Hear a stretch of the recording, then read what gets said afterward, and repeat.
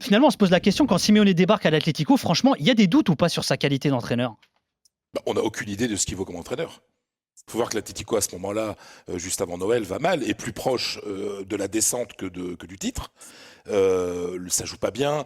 Gregorio Manzano, qui est c'est un entraîneur assez historique en Espagne. Hein. C'est un bon petit entraîneur, etc. Mais qui a des méthodes avec beaucoup de psychanalyse, etc., etc. Bon, l'Atlético a besoin de revenir à, on va dire, un mec avec des cojones. Hein. Voilà ce qu'il faut. Hein, on va dire les choses. C'est plus une attitude, un esprit qu'un tacticien qu'on fait revenir.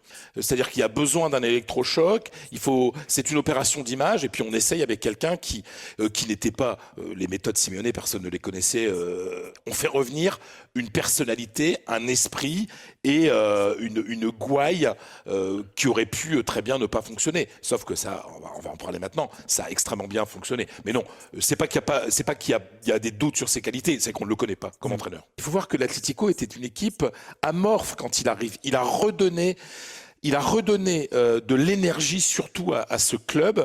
Il a tiré, mais c'est lui qui tirait par le haut tout et tout. Ensuite, il a permis à des joueurs de grandir. Griezmann, c'est lui qui l'a fait. Et il y a plein de joueurs comme ça. C'est-à-dire qu'une fois que tu rentres dans le moule de Simeone, tu peux devenir un grand joueur. Moi, je l'ai interviewé plein de fois, j'ai parlé avec lui plein de fois de football. C'est un mec, mais absolument d'une grande intelligence, déjà.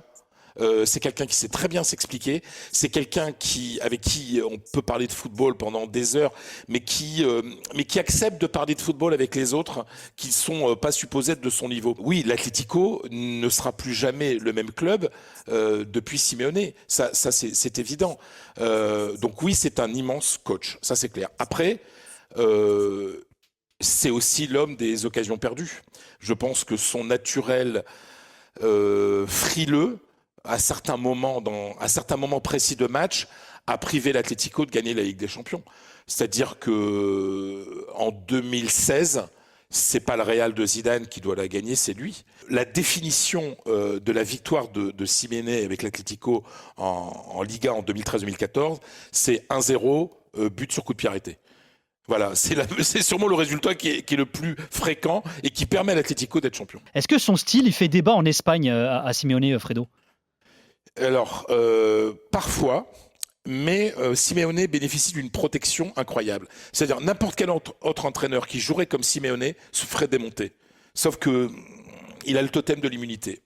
C'est fou. Il fait partie de ces entraîneurs comme ça qui sont beaucoup moins critiqués que les autres, qui sont applaudis par tout le monde. Il y a une unanimité dans la presse en faveur de Simeone. Donc il est beaucoup moins critiqué que ce qu'il devrait être par rapport aux critères espagnols. Mais il est protégé. Tu parlerais d'immunité, Naïdul, également, ou alors il y a des moments, justement, tu as envie de lui enlever son totem par rapport à son jeu à Simeone? Même s'il peut être décrié, il parvient quand même à être l'homme de la situation. Même si actuellement ça va pas, moi j'ai confiance en lui et je sais très bien que dans 1, 2 mois, il peut se relever et pourquoi pas nous qualifier en quart de finale de Ligue des Champions ou même un peu plus loin. Car je sais que même si actuellement c'est très difficile, etc., on sait qu'il a toujours des cartes dans ses poches. Fred, est-ce que tu dirais qu'on arrive à la fin de l'ère Diego Simeone à l'Atlético? On le rappelle, ça va faire 10 ans qu'il y est quand même. Ah oui, je pense qu'on est arrivé il y a un moment. C'est-à-dire que ce départ aurait dû se produire avant. C'est-à-dire qu'on voit très bien que Simeone, il a tout épuisé. Il a rien inventé depuis. C'est-à-dire que les méthodes Simeone, on les connaît tous. Il y a quand même beaucoup de joueurs qui sont un peu fatigués de tout ça. 10 ans aujourd'hui dans le foot européen, c'est du délire pour un club de ce niveau. Aujourd'hui, c'est quoi? C'est 2, 3, 4 ans maximum quand tu es sur le banc. Donc 10 ans, c'est un truc de fou. Il y a eu des sifflets contre Simeone il y a 2 saisons quand même. Hein. Il est passé par des moments compliqués. Hein. Lui-même a laissé planer beaucoup de doutes sur son avenir. Il a été à 2 doigts de partir à plusieurs reprises. Le problème majeur qu'il y a à l'Atlético, c'est qu'il y a tellement peur de l'après-Simeone qu'on n'ose pas, quoi. On retarde tout le temps le moment où il faudra faire partir Simeone. Parce que un tien vaut mieux que 2 tu l'auras, quoi. Et surtout quand ton tien, justement, c'est un entraîneur immense comme Simeone. Je pense sincèrement que les dirigeants ont très peur de ce qui peut se passer après, et je les comprends. Parce que je pense qu'après 10 ans de Simeone, je vois pas comment ça peut pas baisser? Comment il peut pas y avoir une période de doute avec un entraîneur qui ne saura pas trouver sa place, etc.